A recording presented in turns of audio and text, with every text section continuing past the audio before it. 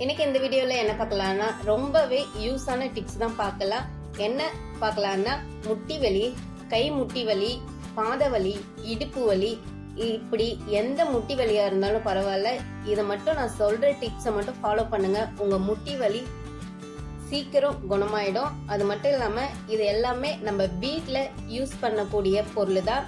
வீட்ல ரொம்பவே சுலபமா கிடைக்கக்கூடிய பொருளை வச்சு வீட்டு வைத்தியம் பார்க்கலாம். இப்ப பாருங்க, இந்த முட்டி வலிலாம் ரொம்ப ஈஸியா குணப்படுத்தலாம். அது எப்படின்னு வீடியோல சொல்றேன். வீடியோவை ஸ்கிப் பண்ணாம கடைசி வரைக்கும் பாருங்க. இப்ப நம்ம என்ன எடுத்துக்கலாம்னா, ஃபர்ஸ்ட் ஒரு மிக்ஸி ஜார் எடுத்துக்கலாம்.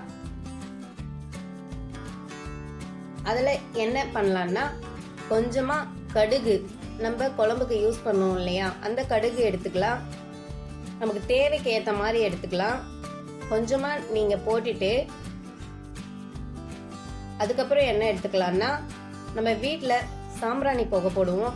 அந்த சாம்பிராணி பாருங்க, இந்த மாதிரி சாம்பிராணியை எடுத்துக்கோங்க. லைட்டாக தூள் பண்ணி எடுத்துக்கோங்க.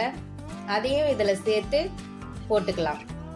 அடுத்தது என்ன எடுத்துக்கலாம்னா, மஞ்சள் தூள். இது கஸ்தூரி மஞ்சள் தான் போடணும். நம்ம குழம்புக்கு போடுற மஞ்சள்லாம் யூஸ் பண்ணக்கூடாது.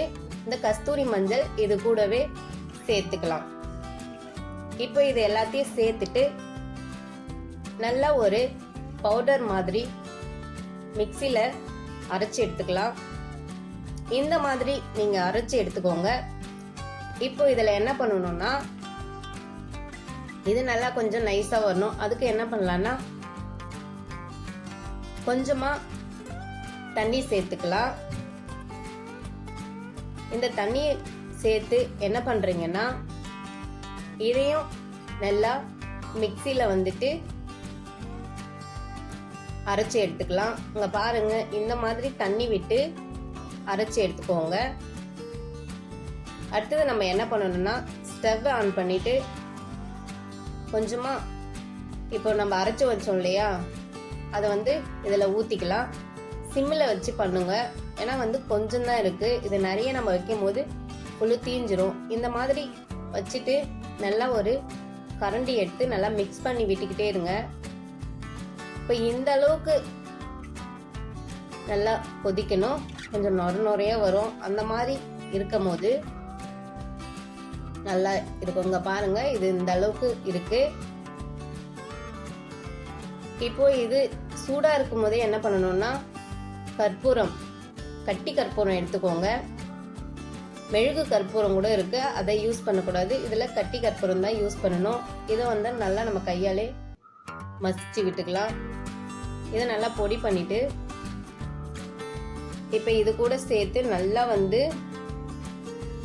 சூடா இருக்கும் போது செஞ்சுக்கோங்க. நல்லா மிக்ஸ் பண்ணுங்க. லைட்டா சூடா தான் இருக்கு. இந்த மாதிரி இதெல்லாம் சேர்ந்து நல்லா மிக்ஸ் பண்ணி விட்டுக்கலாம். மிக்ஸ் பண்ணி விட்டுட்டு நம்மளுக்கு எந்த இடத்துல வலி இருக்கோ இதை நல்லா நீங்க நைட்ல தேய்ச்சிட்டு படுங்க. படுத்துட்டு காலையில சுடு தண்ணி வச்சு லைட்டா முட்டியை கழுவுங்க.